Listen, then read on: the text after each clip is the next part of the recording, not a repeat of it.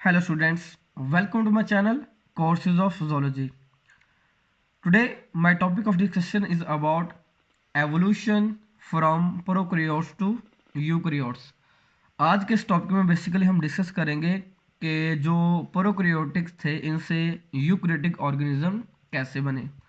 Prokaryotes हमें पता है कि ऐसे ऑर्गेनिज्म होते हैं जिनकी बॉडी के अंदर वेल डिफाइंड न्यूक्लियस नहीं पाया जाता और ये प्रिमिटिव ऑर्गेनिज्म कहलाते हैं, जबकि यूकैरियोटिक ऑर्गेनिज्म इनको मोर एडवांस ऑर्गेनिज्म कहा जाता है जिनके अंदर वेल डिफाइंड न्यूक्लियस प्रेजेंट होता है, प्लस इनके अंदर मेम्ब्रेन बॉन्डेड ऑर्गेनेलिज्म मौजूद होती है।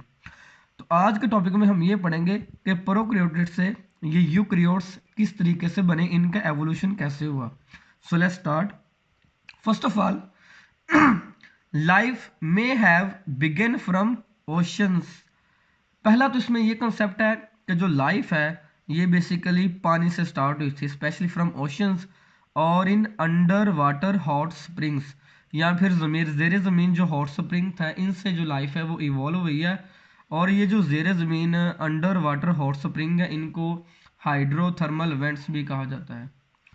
These vents have supplied the energy and raw material for survival of early life.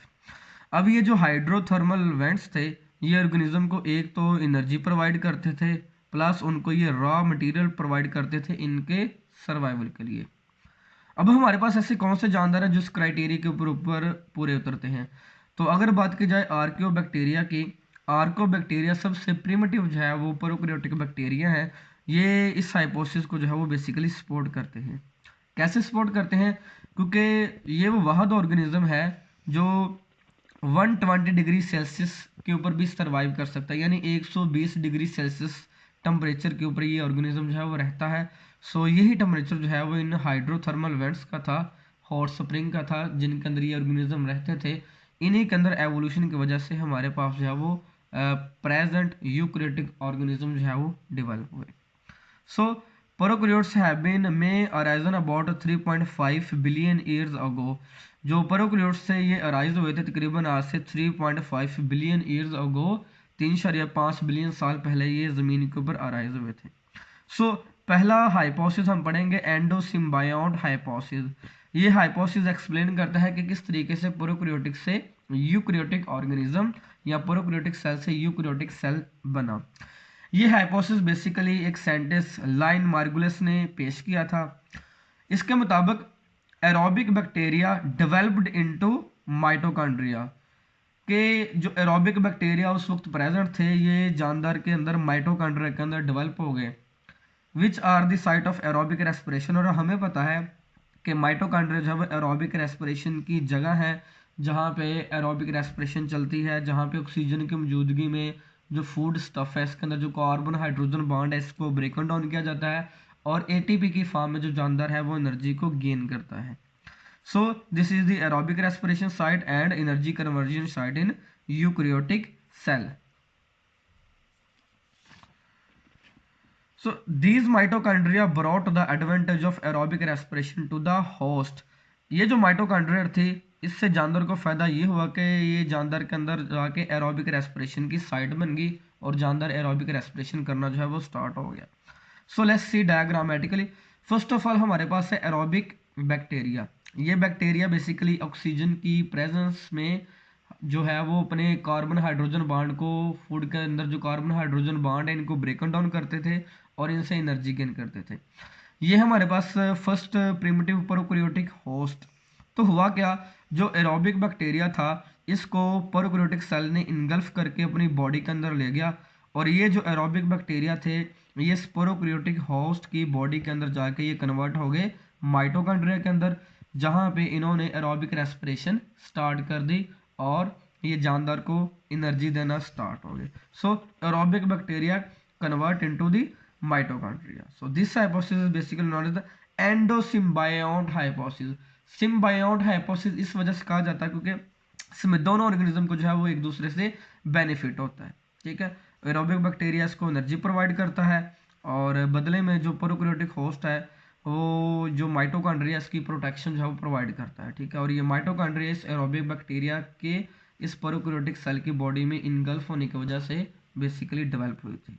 ठीक है। So this is the first eukaryotic cell that contain the mitochondria. So ये वो पहला सेल था, पहला यूकैरियोटिक सेल, पहला एरोबिक रेस्पिरेशन करने वाला सेल जो एक सिंपल एरोबिक बैक्टीरिया के प्रोकैरियोटिक सेल की बॉडी के अंदर इंटर होने की वजह से डेवलप हुआ था। उसके बाद इसके अंदर मजीद थोड़ी सी जो है वो मॉडिफिकेशन हुई। हमें पता है कि कुछ खास बैक्टीरिया होते हैं जो स्पाइरल शेप होते हैं, जिनको स्पायरोचेट्स वगैरह कहा जाता है। सो ये जो स्पायरोचेट थे, इनको इस एरोबिक बैक्टीरिया ने, पहले यूकैरियोटिक बैक्टीरिया ने इनको इनगल्फ किया और ये इसकी बॉडी का पार्ट बन गए एज अ फ्लैजेला के तौर पर। ये डेवलप हो गए इसका फ्लैजेला बन गए, जिससे ये जो यूकैरियोटिक सेल था ये मोटाइल इन नेचर हो गया और इस फ्लैजेला की वजह से इसने मूव करना शुरू कर दिया। उसके बाद कुछ इनमें से जो यूकैरियोटिक सेल थे, इन्होंने दोबारा से मजीद जो है वो ब्लू ग्रीन अलजी जो उस वक्त प्रेजेंट थी, इनको इनगल्फ करके अपनी बॉडी के अंदर ले गए, जिससे ये ऑटोट्रॉफ बन गए और इस ब्लू ग्रीन अलजी की मदद से ये जो थे जानदार, ये फोटोसिंथेसिस करना स्टार्ट हो गए। कुछ इनमें से जो जानदार थे ये डायरेक्ट आगे हेट्रोट्रॉफिक ऑर्गेनिज्म के अंदर कन्वर्ट हो गए, जिन्होंने ब्लू ग्रीन अलजी को इनगल्फ नहीं किया, तो ये हेट्रोट्रॉफिक बन गया। और हमें पता है कि हेट्रोट्रॉफिक बेसिकली वो जानदार होते हैं जो अपनी खुराक जो है वो खुद तैयार नहीं कर सकते, तो दूसरे सोर्सेज के ऊपर रिलाई करते हैं। ऑटोट्रॉफिक ये जानदार अपनी जो खुराक है ये खुद तैयार कर सकते हैं, क्योंकि इनके अंदर ब्लू ग्रीन अलजी आने की वजह से इजीली सनलाइट को ये कैप्चर कर सकते थे और इससे जो है वो ये अपनी खुराक खुद तैयार करते थे। So this is the endosymbiotic hypothesis, जिसके मुताबिक हमारे पास जो फर्स्ट यूकैरियोटिक सेल था ये एक माइटोकॉन्ड्रिया के इंगल्फ होने की वजह से डेवलप हुआ था। So let's see the another hypothesis about the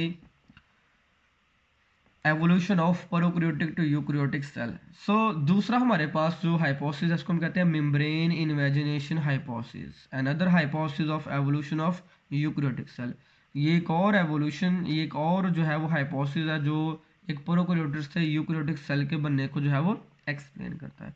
so according to this concept or this hypothesis, prokaryotic cell membrane invaginate, जो एक प्रोकैरियोटिक प्रिमिटिव प्रोकैरियोटिक सेल था, इसकी जो सेल मेम्ब्रेन थे ये इन्वेजिनेट कर गई, अंदर की तरफ को फोल्ड हो गई to enclose its copy of genetic material, और इसके अंदर जो जेनेटिक मटेरियल था इसकी कॉपीज को जो है वो इसने इनक्लोज किया, जिसकी वजह से जो है वो इसके अंदर मुख्तलिफ किस्म की जो है वो ऑर्गेनेलिज बन गई। कहता है this invagination resulted in the formation of several double membrane bonded organelles, जानदार के अंदर डबल मेम्ब्रेन ऑर्गेनेलिज बने in a single cell like mitochondria, nucleus and chloroplast.